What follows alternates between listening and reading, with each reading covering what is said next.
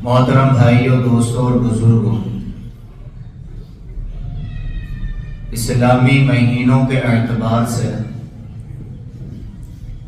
یہ مہینہ رجب کا چل رہا ہے اور اس کا پورا نام رجب المرجب ہوتا ہے۔ پورا نام کیا ہے اس کا؟ رجب المرجب۔ جو شمسی مہینے ہیں، جو انگریزی مہینے ہیں، جنوری، فروری، مارچ وغیرہ،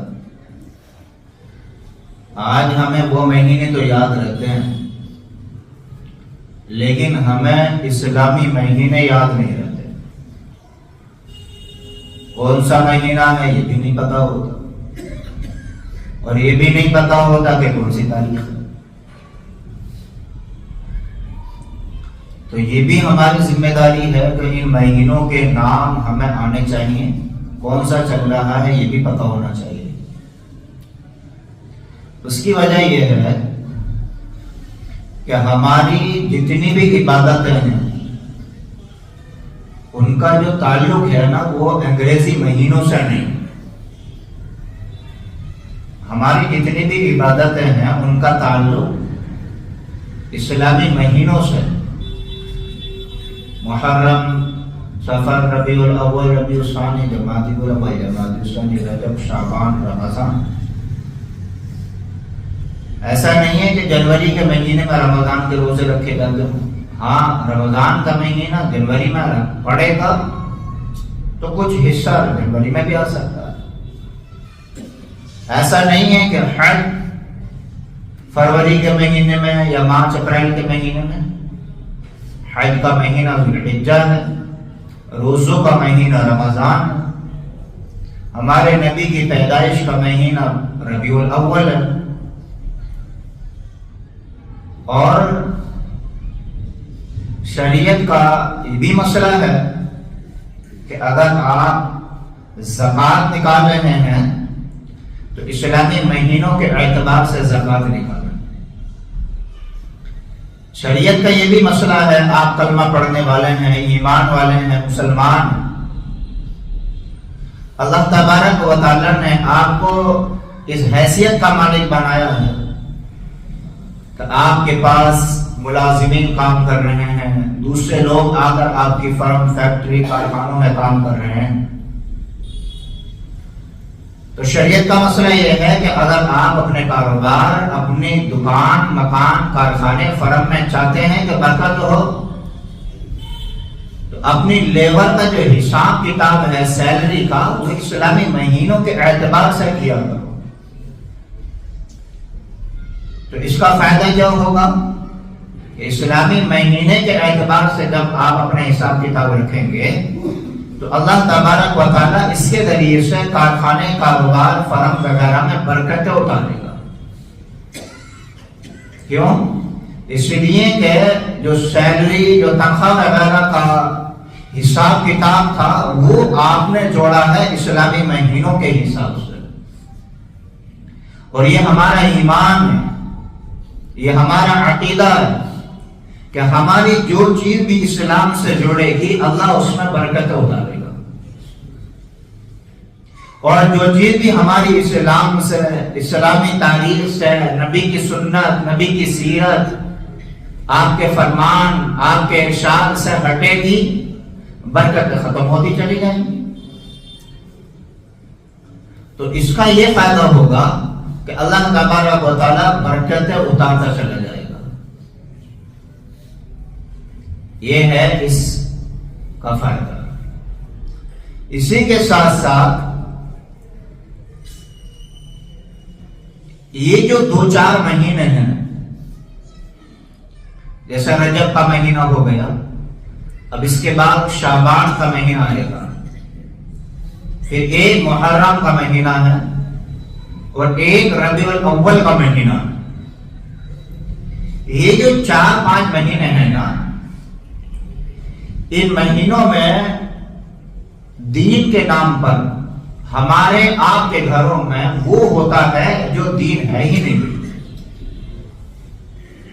دین کے نام پر ہوتا ہے۔ دیکھو جی سیدھی سیدھی بات ہے، دین وہ ہے جس کو رسول اللہ صلی اللہ علیہ وسلم نے کیا، دین وہ ہے جس کا رسول اللہ صلی اللہ علیہ وسلم نے کرنے کا حکم دیا، اور دین وہ ہے جس کو صحابہ نے بھی کیا، جس کا تعلق نہ نبی کی ذات سے، نہ نبی کے طریقے سے، نہ آپ کی سوسائٹی، نہ آپ کے کردار سے، نہ آپ کے صحابہ سے، اور نہ اللہ کے کسی ولی سے اس کا تعلق ہے۔ تو دنیا کا چاہے کتنا بھی بڑا انسان کہے یہ دین ہے، اس کی بات کو دیوار پر مارا جائے کہ نہیں، ہمارا ماڈل اور ہمارے ہیرو اور ہمارے لیے جو طریقہ رائج ہے وہ محمد رسول اللہ صلی اللہ علیہ وسلم کا۔ تو آج کے اس مجلس سے ایک سبق تو ہم یہ لے کر کے اٹھیں گے انشاءاللہ کہ چاہے مہینہ کوئی سا بھی ہو، ہم ان کاموں کو کریں گے ہی نہیں جو رسول اللہ سے ثابت ہی نہ ہو۔ لوگ کہتے ہیں کہ بھئی تم کیوں نہیں کر رہے، تمہارا ابا نے بھی کیا، تمہارے دادا نے بھی کیا، پردادا نے بھی کیا۔ تو دین وہ تھوڑی ہے جو ہمارے دادا پردادا ابا نے کر دیا، دین تو وہ ہے نا جو رسول اللہ صلی اللہ علیہ وسلم نے ہم تک پہنچایا ہے۔ اب اگر بتاؤ ہر کسی کے کرنے دھرنے کو دین سمجھنے لگے تو پھر جو رسول اللہ صلی اللہ علیہ وسلم نے دین ہمیں دیا ہے اس کا کیا ہوگا؟ پھر نقلی کرنسی مارکیٹ میں اتار دی جائے تو نقلی کرنسی بنانے والا بھی مجرم، نقلی کرنسی مارکیٹ میں لانے والا بھی مجرم، اس کی سپورٹ کرنے والا بھی مجرم، جو بھی ذرا برابر بھی اس کام میں ذرا سارے بھی جس کے تار جڑے ہوئے ہوں گے، بتاؤ وہ مجرم ہے کہ نہیں؟ ہم نے دنیاوی اعتبار سے ایسے لوگوں کو مجرم سمجھا ہے، گناہگار سمجھا ہے، اور ہم کہہ دیتے ہیں کہ ہاں مارکیٹ میں جعلی نوٹ کیوں اتارے، ہم کہہ دیتے ہیں کہ ہاں غلط بات ہے، چاہے کوئی بھی ہو سزا ملنی چاہیے، ہم کہہ دیتے ہیں۔ ہم کہہ دیتے ہیں کہ اگر ہم سے کوئی پوچھے کہ تمہارا اپنا قریبی ہے جعلی نوٹ مارکیٹ میں اتارا ہے، اب اسے سزا ہوگی، ہر بندہ کہہ دے گا کہ قانون کے دائرے میں جو بھی گناہ گڑبڑ کر رہا ہے قانون کے دائرے میں اسے سزا ملنی چاہیے۔ ہم نے ان لوگوں کو مجرم سمجھا ہے، ہم نے ایسا کرنے کو غلط سمجھا ہے، ہم دین میں ہیرا پھیری کر رہے ہیں، نقلی دین بنا کر کے مارکیٹ میں لوگوں میں پھیلا رہے ہیں، اور اس کو دین سمجھا جا رہا ہے، اس کے کرنے والوں کو بہت بڑا آدمی سمجھا جا رہا ہے، بہت بڑا دیندار نیکوکار سمجھا جا رہا ہے، اور نہ کرنے والوں کو لعنت ملامت کیا جاتا ہے، برا بھلا کیا جاتا ہے۔ ہم ان کو مجرم کیوں نہیں سمجھتے؟ رسول اللہ صلی اللہ علیہ وسلم حوض کوثر پر اپنے ہاتھوں سے اپنے امت کے لوگوں کو پانی پلا رہے ہوں گے، کتنے خوش نصیب ہوں گے وہ لوگ۔ اللہ کرے کہ ہمارا بھی ان لوگوں میں شمار ہو جائے۔ ایک جماعت آئے گی، ایک بھیڑ آئے گی، ایک بہت بڑا مجمع آئے گا۔ کیوں آ رہا ہے؟ رسول اللہ صلی اللہ علیہ وسلم کے ہاتھوں سے وہ جام کوثر پینا چاہ رہا ہے، آپ کے ہاتھوں سے پانی پینا چاہ رہا ہے کوثر کا۔ رسول اللہ صلی اللہ علیہ وسلم دیکھ رہے ہیں، ساری دنیا دیکھ رہی ہے، لیکن فرشتے آئیں گے اور جہنم کے کوڑے ان کے ہاتھوں میں ہوں گے۔ ترمذی شریف میں صاحب ترمذی نے اس حدیث کو بیان کیا ہے، وہ فرشتے ان کوڑوں سے ان لوگوں کو مار کر بھگائیں گے، وہ کسی اور امت کے لوگ نہیں ہوں گے، وہ اسی امت کے لوگ ہوں گے۔ رسول اللہ صلی اللہ علیہ وسلم کہیں گے کہ بھئی یہ تو میری امت کے لوگ ہیں، آپ ان کو بھگائے کیوں رہے ہو؟ فرشتے کہیں گے یا رسول اللہ صلی اللہ علیہ وسلم، آپ کے بعد ان لوگوں نے آپ کے دین میں، آپ کی شریعت میں وہ چیزیں پیدا کر دی تھیں کہ جو نہ آپ نے بتائیں، نہ آپ کے صحابہ نے بتائیں، نہ قرآن سے ثابت، نہ حدیث سے ثابت، نہ سنت و شریعت سے ثابت، اور ان چیزوں کو ان لوگوں نے دین سمجھ کے کیا اور بڑے اڑلے تڑلے سے کیا، دھون دھڑاکے سے کیا، اور جو نہیں کرتے تھے ان کو برا بھلا سمجھا اور برا بھلا کہا ان لوگوں کو، یعنی کہ آپ کے دین میں انہوں نے اپنی منمانی کی ہے، اس لیے ان کو بھگایا جا رہا ہے۔ رسول اللہ صلی اللہ علیہ وسلم کہیں گے انہیں بھگاؤ میرے سامنے۔ کتنی بڑی پھٹکار ہوگی، کتنی بڑی پھٹکار ہوگی۔ تو آج کی اس مجلس میں سے سب سے پہلے ہم یہ سبق لے کر کے اٹھیں کہ انشاءاللہ یہ مہینہ ہو، یہ اس سے اگلا مہینہ، یہ کوئی سا بھی ہو، سال کا کوئی سا مہینہ، کوئی سا بھی دن ہو، ہم صرف وہی کریں گے جو دین ہوگا انشاءاللہ۔ اور یہ مہینہ رجب کا مہینہ جیسا کہ میں نے بھی بتایا، اور ایک روایت اور ایک قول کے مطابق رسول اللہ صلی اللہ علیہ وسلم کو اس مہینے میں معراج ہوئی تھی۔ کیا ہوئی تھی؟ معراج ہوئی تھی۔ بعض لوگوں نے 27 تاریخ کو، اس مہینے کی 27 تاریخ کو معراج کی رات کو فکس مان لیا، حالانکہ کسی بھی حدیث سے ثابت نہیں ہے کہ اس مہینے کی 27 تاریخ کو آپ کو معراج ہوئی، جبکہ بعض روایات، بعض قول، بعض کتابوں میں یہاں تک لکھا ہوا ہے کہ معراج رمضان میں ہوئی ہے، ربیع الاول میں ہوئی ہے، شعبان میں ہوئی ہے، 4-5 مہینوں کے نام، اور اس مہینے کا کنفرم نہیں ہے کہ اس مہینے میں کیا ہوئی ہے، شب معراج ہوئی ہے۔ جب اس مہینے کا کنفرم نہیں ہے تو 27 رات کو ہم خود اپنے طرف سے کنفرم کیسے کر سکتے ہیں؟ ہاں، رسول اللہ صلی اللہ علیہ وسلم کو معراج ہوئی ہے، اس میں کوئی شک نہیں۔ اللہ تبارک و تعالیٰ نے آپ کو آسمان پر بلایا۔ ام ہانی جو حضرت علی رضی اللہ عنہ کی بہن ہے، ان کے گھر پر آپ آرام فرما رہے ہیں، حضرت جبرائیل علیہ السلام آئے، وہاں سے آپ کو اٹھایا، بیت اللہ لائے، آپ کا سینہ چاک کیا گیا، سینہ، اور ایسا نہیں ہے جب آپ کا سینہ چاک کیا گیا تو آپ بے ہوش ہو، بھئی یہاں تو اگر ذرا ذرا کوئی چیرا بھی لگانا ہے تو یا تو اسے سن کرو یا پورا مریض بے ہوش کرو، اگر اس کے بغیر کیا تو پورا اسپتال، پوری کلینک جو ہے مریض اسے سر کو اٹھا کر لے گا۔ لیکن رسول اللہ صلی اللہ علیہ وسلم کو نہ سن کا کوئی ٹیکا لگا، نہ بے ہوشی کا کوئی ٹیکا لگا، رسول اللہ صلی اللہ علیہ وسلم کو لٹایا، آپ کا سینہ چاک کیا، اور آپ کا سینہ کھولا، اور آپ کے دل کو نکالا، اور پھر دل کو بھی چاک کیا، دل کو بھی چیرا، اور پھر اس کی دھلائی کی، دل کو بند کیا، وہیں فٹ کیا، اور پھر یہ سینہ بند کر دیا، اور ہاتھ پھیر دیا، اور سینہ ایسے ہی ہو گیا جیسے کا پہلے تھا، نہ ٹانکے کا نشان، نہ چیر کا نشان، نہ پھاڑ کا کوئی نشان، بالکل ایسے ہی جیسے کہ پہلے تھا۔ پھر یہاں سے اٹھایا، مسجد اقصی لے کر کے گئے۔ مسجد اقصی میں رسول اللہ صلی اللہ علیہ وسلم کا انتظار کر رہے، سارے کے رسول، سارے نبی، سب انتظار کر رہے وہاں۔ آپ نے وہاں پر سب کو نماز پڑھائی، سارے نبی اور رسولوں کے امام بنے۔ کیوں؟ اسی وجہ سے آپ نے ایک لفظ سنا ہوگا علماء کی زبان سے، بیان میں، تقریر میں، امام الانبیاء ہیں آپ۔ کیا کہا؟ امام الانبیاء ہیں آپ، یعنی نبیوں کے امام ہیں۔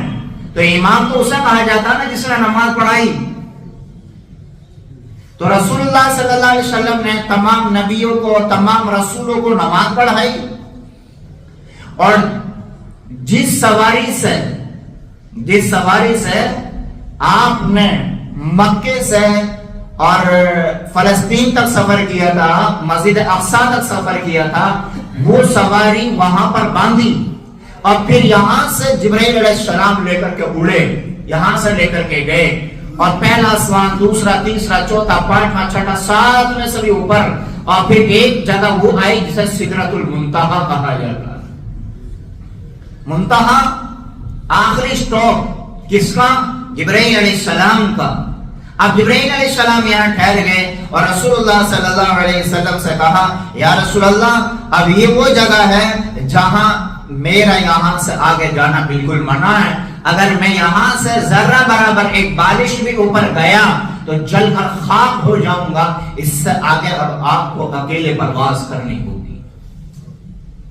اللہ تبارک و تعالیٰ نے محمد رسول اللہ صلی اللہ علیہ وسلم کو اس طاقت سے نوازا کہ جہاں جانے کی جبرائیل علیہ السلام کی طاقت نہیں ہے، اگر جائیں تو چل کر راکھ اور خاک ہو جائیں، لیکن محمد رسول اللہ صلی اللہ علیہ وسلم وہاں سے اکیلے سفر کر رہے ہوتے ہیں اور ایک بال پر بھی آپ کے اثر نہیں آتا، کتنی طاقت سے نوازا ہے۔ وہاں گئے۔ اب میں جو اصل مدعا بیان کرنے والا ہوں، کیونکہ شب معراج کا بڑا لمبا چوڑا واقعہ، کئی گھنٹے چاہیے اس کو بیان کرنے کے لیے، کوئی 2-4 منٹ کا بات، کوئی 2-4 منٹ کی بات نہیں ہے۔ رسول اللہ صلی اللہ علیہ وسلم جب آ رہے ہیں نا، تو اللہ تبارک و تعالیٰ نے کہا اے میرے حبیب آپ جا رہے ہیں، آپ کی امت کہے گی یا رسول اللہ آپ اللہ کے پاس گئے، ہمارے رب سے ہمارے لیے کوئی تحفہ ملا ہے؟ تو کئی تحفے ملے، ان میں سے ایک تحفہ جو اللہ تبارک و تعالیٰ نے رسول اللہ صلی اللہ علیہ وسلم کو دیا وہ یہ ہے کہ آپ اپنی امت کو کہیں کہ 24 گھنٹے میں 50 نمازیں پڑھا کریں۔ کتنی نمازیں؟ 50 نمازیں پڑھا کریں۔ اب دن اور رات میں گھنٹے کتنے ہیں؟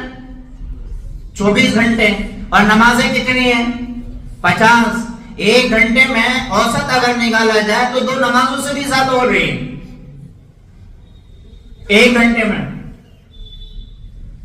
ایک مسجد میں کئی امام صاحب ہوتے، 4-5 امام صاحب۔ اب کمیٹی کے سر میں درد کہ بھئی ایک امام صاحب کو جھیلنا برداشت ہو رہا ہے، 4-5 اماموں کو کیسے جھیلنا؟ مؤذن بھی کئی سارے ہوتے۔ اب رسول اللہ صلی اللہ علیہ وسلم اور اللہ تبارک و تعالیٰ کی آپس میں محبت دیکھیے کہ محبت میں جو جسے دیتا ہے وہ اس میں نانوگر نہیں کرتا کہ محبت میں ملا ہے، محبت کے تو خار بھی پھول لگتے ہیں۔ محبت دیکھیے کہ آپ رسول اللہ صلی اللہ علیہ وسلم امت پر وہ مہربان اور شفیق ہیں۔ اللہ کی قسم ہمارے ماں باپ بھی ہمارے اوپر اتنے مہربان اور شفیق نہیں ہو سکتے، لیکن رسول اللہ صلی اللہ علیہ وسلم نے یہ نہیں کہا اے اللہ میری امت 50 نمازیں کیسے پڑھے، نہیں، پیار میں دی جا رہی ہیں، محبت میں دی جا رہی ہیں۔ اے اللہ سب آنکھوں پر 50 نمازیں لے کر آ رہے ہیں۔ موسیٰ علیہ السلام سے ملاقات ہوئی ہے، محمد کتنے نمازیں لے کے جا رہے ہو؟ 50۔ میری امت پر 2 ہی وہ نہ پڑھ سکتی، آپ کی امت 50 کیسے پڑھ لے گی؟ لٹایا 5، پھر 5، ایسے ہی کرتے کرتے 9 چکر لگائے، کتنی معاف ہو گئی؟ 45 معاف ہو گئی۔ اور جب 5 لے کے آ رہے ہیں نا تو اللہ کی طرف سے ایک آواز آئی، لا تبدیل لکلمات اللہ۔ اے میرے حبیب، میرے خلیل، آپ تو 50 لے کے جا رہے تھے، لیکن ہم نے دیکھا کہ آپ کی امت سے اور آپ کی قوم سے 50 نہیں پڑھی جائے گی، تو ہم نے راستے میں موسیٰ علیہ السلام کو بٹھایا ہے کہ ان کو بھیجو۔ ہمارے خلیل تو 50 ہی لے کے چل پڑے محبت میں، ان کو بھیجو واپس۔ 9 چکر لگوائے اللہ تبارک و تعالیٰ نے، اور جب 5 لے کر آ رہے ہیں نا تو موسیٰ علیہ السلام نے ایک بات کہی تھی، 5 لے کے جا رہا ہوں یہ بھی نہ پڑھی جائے گی۔ جو 4 نماز ہیں نا ان میں بھی 90% سے زیادہ غافل، اور جو فجر میں ان میں تو 1% بھی دکھائی نہیں دیں گے، جو فجر والی ہے۔ دیکھو آج ہماری نمازوں کا کیا حال ہے، فجر میں خاص طور سے، عشاء میں دیکھیں تو اللہ تبارک و تعالیٰ نے آواز لگائی، لا تبدیل لکلمات اللہ، کہ دیتی 50 لے کے جا رہے ہو 5، لیکن اگر آپ کی امت کے لوگ، آپ کے قوم 5 پڑھے گی تو ہمارا قاعدہ، ہمارا ضابطہ نہیں بدلتا ہے، ہم رحم و کرم کے طور پر کام کو آسان کر دیتے ہیں، لیکن اجر و ثواب اور مزدوری ہمارے یہاں نہیں گھٹائی جاتی ہے، پڑھیں گے 5 اور ثواب ہم 50 کا دیں گے۔ تو رسول اللہ صلی اللہ علیہ وسلم کو اللہ تبارک و تعالیٰ نے معراج میں جو سب سے بڑا تحفہ دیا ہے وہ کیا دیا؟ وہ 5 نمازیں دی ہیں۔ اب یہاں میں ایک بات کہوں، ذرا سوچو، ہمارا کوئی محبوب، ہمارا کوئی چہیتا، ہمارا کوئی خاص فرینڈ ہمیں کوئی تحفہ دے دے، کوئی دستہ دے دے، کوئی ایسی چیز دے دے، شوکیش میں رکھ لینا اس کو، جا کر کے شوکیس میں رکھ لینا سامنے جا کر، اب پتہ چلا 2-4 مہینے کے بعد آ رہا ہے اور اس پہ دیکھو وہ دھول گرد و غبار چڑھا ہوا ہے، صاف ستھرا نہیں کیا، بیگم سے کیا کہیں گے، بچوں سے کیا کہیں گے. دیکھو بڑی اہم بات بتانے لگا ہوں میں، ذرا غور سے سننا کہ ہم کیا کر رہے ہیں اپنی نمازوں کے ساتھ. اور نبی کریم صلی اللہ علیہ وسلم نے جو تحفہ ہمیں لا کر کے دیا ہے، اس تحفے کی ہم کتنی بڑی ناقدری کر رہے ہیں. اس بات کو سن کر دل پر لینا اور سوچنا کہ ہم اس تحفے کی کتنی بڑی ناقدری کر رہے ہیں. کہ ایک دنیا دار، ایک دنیاوی کوئی تحفہ اگر ہمیں دے دے اور وہ 2-4 مہینے سے وہاں رکھا ہے الماری میں یا کسی جگہ رکھا ہے اور اس پہ گرد و غبار ہے، دھول وغیرہ آ گئی، اب پتہ چلا کہ یار ہمارا دوست آنے والا ہے یا آ رہا ہے، بچوں سے کیا کہیں گے، بیگم سے کیا کہیں گے، ذرا اس پہ کپڑا وغیرہ ہی مار دو، صاف ستھرا ہی کر دو اس کو. اگر وہ آ گیا اور اس نے ایسا گندا دیکھ لیا تو کہے گا ہم نے ایک ہی تحفہ دیا تھا، اس کی بھی تم سے حفاظت نہ ہو سکی. بتاؤ جی ہوگا نہیں ہوگا ایسا؟ پورا گھر تو صاف ہو گئی لیکن خاص طور سے بہت زیادہ صاف ہوگا، بہت زیادہ صاف ہوگا.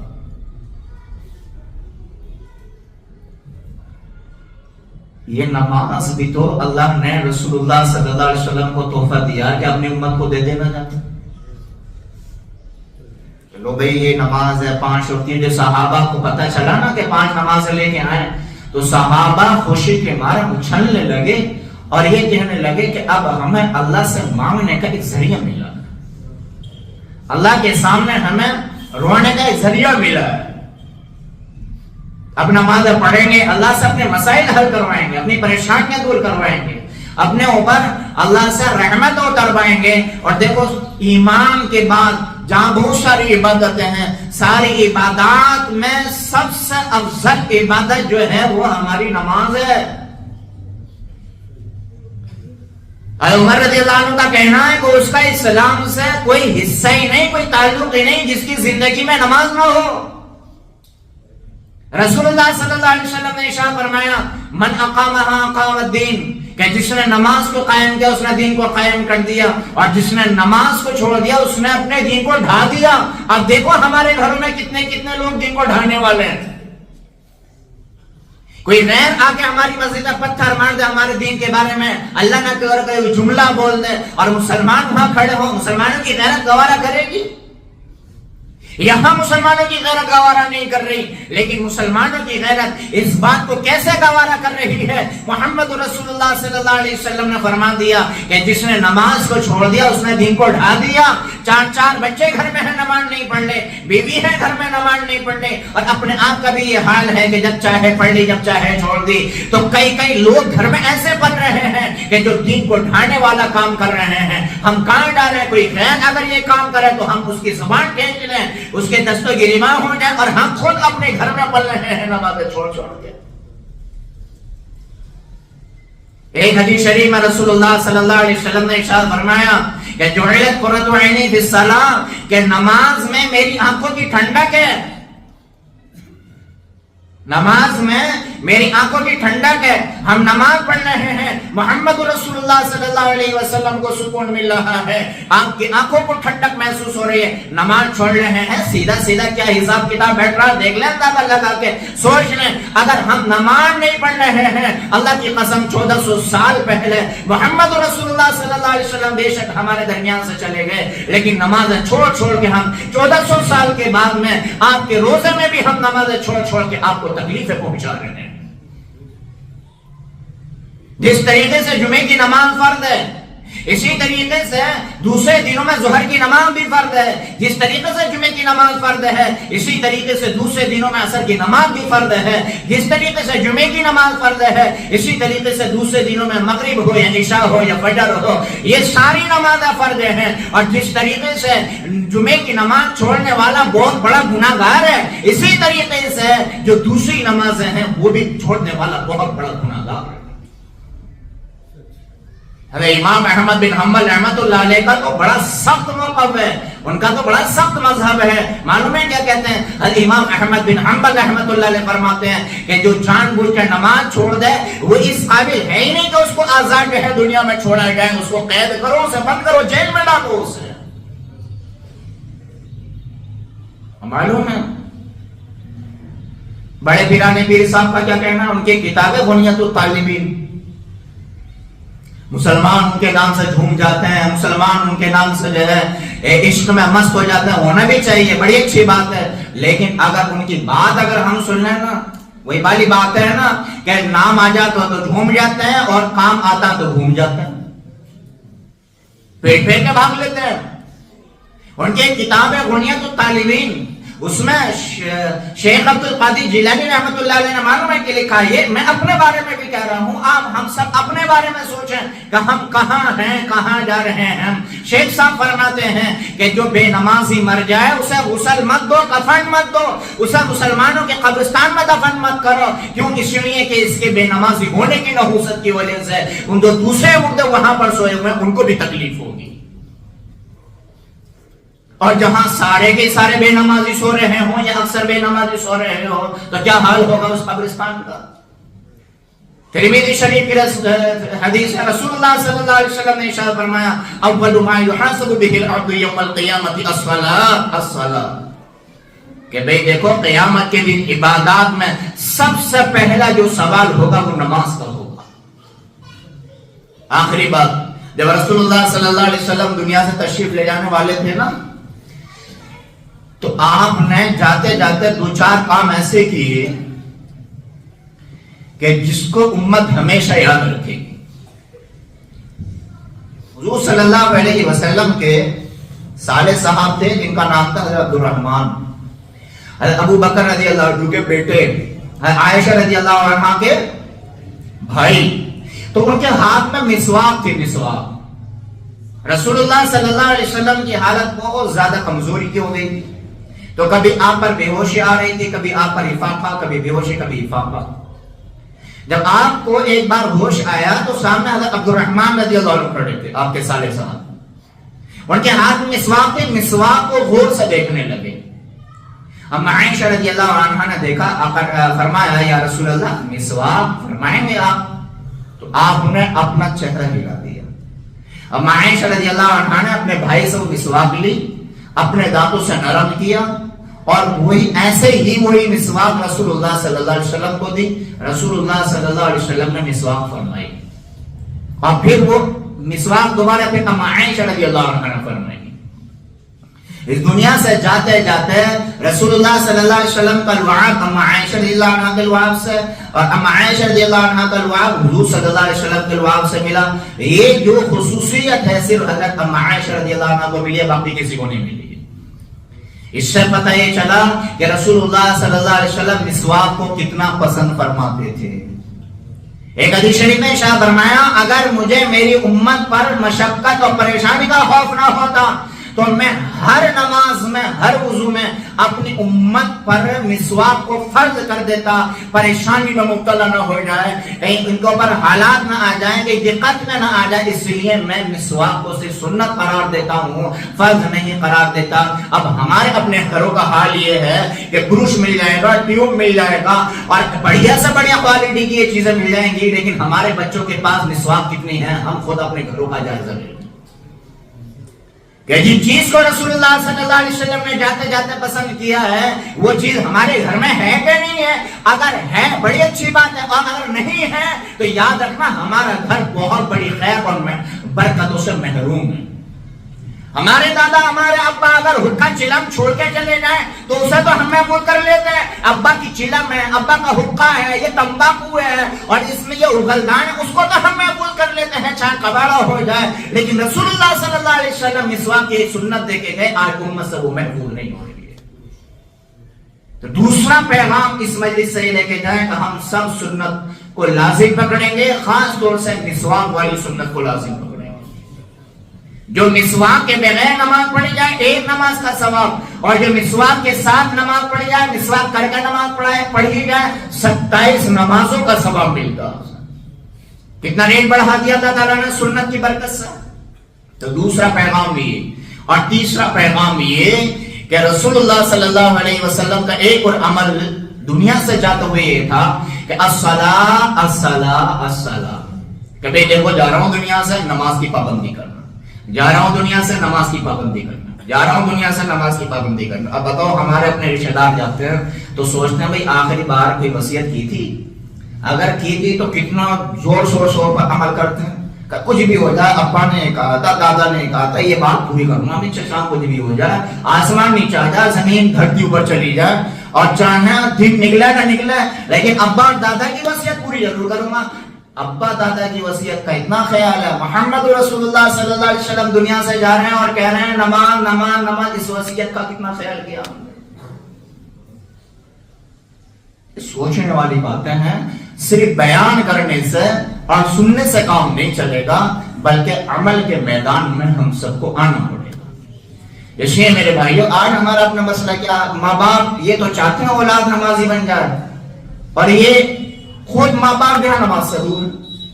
ایک صاحب آئے میرے پاس، مفتی صاحب یہ میرا بیٹا آپ کے پاس پڑھتا، نماز نہیں پڑھتا، آپ اسے سمجھائیں، آپ اسے بجھائیں، ٹائٹ کریں۔ من کے اچھا، میں نے بات سنی انسنی کر دی۔ پھر آئے وہ 2-4 دن کے بعد، مفتی صاحب نماز نہیں پڑھتا۔ من کے آپ بتاؤ، میں بھی نماز پڑھتا ہوں آپ؟ کبھی کبھی پڑھتا ہوں۔ اب ہی ہو رہی ہے، میں کیا اس کے پیچھے شوٹا لے کے بھاگوں ہر وقت؟ چل پڑا نماز، اور جو شوٹے کے ذریعے نماز پڑھے گا، ڈنڈے کے ذریعے نماز پڑھے گا، تو وہ اللہ کے لیے کب پڑھے گا؟ وہ تو ڈنڈے کے لیے نماز پڑھے گا بھائی۔ ماں باپ اگر نمازی ہیں تو اولاد کو نمازی بنانے کی ضرورت نہیں پڑتی ہے، وہ کریں گے جو ماں باپ کر رہے ہیں۔ تو اس لیے ہم رسول اللہ صلی اللہ علیہ وسلم کے اس تحفے کی قدر کر رہے ہیں، ہم خود بھی نمازی بنیں، مسجدوں کو بھریں، اپنے بچوں کو بھی نمازی بنائیں، اپنے بچوں کو مسجدوں میں لائیں۔ جو خاص طور سے سمجھ بوجھ رکھنے والے ہیں، 7-8 سال کے، 8-9 سال کے بڑے بزرگ ہیں، باپ ہیں، ان بچوں کو اپنے ساتھ کھڑا کر کے نماز پڑھائیں۔ ہمارے یہاں تو بڑی آبائی تباہی مچا رکھی ہے کہ بچوں کو نماز مسجد میں نہ لاؤ، بچوں کو مسجد میں نہ لاؤ، بچوں کو باقی سب جگہ لے کر گھومیں، اور جہاں بچہ بنے گا، جہاں تربیت ہوگی، اور جہاں اس کے ذہن سے نیگیٹیوٹی نکلے گی، پوزیٹیوٹی آئے گی، وہاں نہ لے کے آؤ بچوں کو۔ رسول اللہ صلی اللہ علیہ وسلم اپنی مسجد میں نماز پڑھا رہے ہیں، پیچھے صحابہ ہیں، صحابہ کے پیچھے بچے ہیں، عورتیں ہیں۔ رسول اللہ صلی اللہ علیہ وسلم فرما رہے ہیں کہ کبھی کبھار مجھے پیچھے سے بچوں کے رونے کی آواز آتی ہے تو میں نماز کو ہلکا کر دیتا ہوں۔ یعنی دودھ پیتے پیتے بچے بھی مائیں گود میں اٹھا کر کے مسجد میں آ جاتی تھی۔ اب عورتوں کا ماحول نہیں ہے تو چھوٹے بچے نہیں آ سکتے، تو کم سے کم 8 سال 9 سال 10 سال ان بچوں کو تو ہم مسجدوں میں ضرور لائیں۔ اور جو نمازی ہوتے ہیں ان سے میری گزارش ہے کہ اگر بچہ 9-10 سال کا سمجھدار ہے، ہوشیار ہے، تو وہ سب میں کہیں بھی کھڑا ہو سکتا ہے، کہیں بھی کھڑا ہو سکتا ہے۔ یہ نہیں کان پکڑ کے چل بھاگ ادھر کو، اب ادھر والوں نے کر دیا چل بھاگ ادھر۔ مجھے آج بھی ہوش ہے، میں کتنے سال کا رہا ہوں گا، ہم پتہ ہے جمعے کے دن 9-10 بجے نہا دھو کے گھر سے نکلتے تھے، جس مسجد میں بھی جاتے تھے چلو بھاگو یہاں سے، جس مسجد میں بھی جاتے تھے چلو بھاگو یہاں سے۔ ایسے ہی مسجدیں بدلتے ہیں، اور مسجدوں کے چکر لگاتے کاٹتے ہمیں 12-1 بج جاتے تھے۔ اور شاہ غلام کی زیارت پہ جو مسجد ہے اس میں سب سے دیر میں نماز ہوتی ہے، مسجدوں سے بھاگتے ہمیں وہاں آ کر کے جمعے کی نماز ملتی تھی۔ آج بھی مجھے یاد ہے 2:30 بجے یا 2:45 بجے وہاں نماز ہوتی ہے۔ یہ مسلمان کہ جب مسائل سے واقفیت نہیں ہوگی، جب رسول اللہ کی سیرت کو نہیں پڑھیں گے تو یہی ہوگا۔ اگر کسی کے بھگانے کی وجہ سے میں بے نمازی بن جاتا یا کوئی بھی بچہ بے نمازی بن جائے گا، اگر کسی کے بھگانے کی وجہ سے کوئی بھی بچہ مسجد سے دور ہو گیا تو یاد رکھنا یہ تو گناہگار ہوگا ہی ہوگا۔ جس کے بھگانے کی وجہ سے بچہ بے نمازی ہوا ہے اور مسجد اور دین سے دور ہوا ہے، بیٹا بھگانے والے یاد رکھنا جب جائے گا تو اس کا گناہ اپنے سر پر لے کے جائے گا، یاد رکھ لینا اس بات۔ ہمارے بچے آ جائیں شیطانی کریں تو ہمیں اچھے لگتے ہیں، کوئی بچہ دوسرے کے آ جائے تو ہمارے سر میں درد ہونے لگتا ہے۔ یہ شریعت والی بات نہیں ہے، یہ ہماری منمانی والی بات ہے، خواہش والی بات ہے۔ ہم شریعت کو سمجھیں، اس کو فالو کرنے کی کوشش کریں، نہ سمجھتا ہے نہ فالو کرتا ہے تو گڑبڑ تو ہوگی۔ تو اس لیے میرے بھائیوں، ہم اپنے گھروں میں اپنی مسجدوں میں بچوں کو نمازی بنائیں اور نمازوں کا ماحول بنائیں۔ یہ رسول اللہ صلی اللہ علیہ وسلم کی جو معراج والی رات ہے، جو آپ شب معراج میں گئے، یہ نماز اس معراج اس رات کا اور اس سفر کا ایک بہت بڑا تحفہ ہے، وہ بہت بڑا ہدیہ ہے۔ اس تحفے کی ہم قدر کریں، پھر اللہ تبارک و تعالی ہماری جان مال عزت و آبرو کی قدر کرے گا۔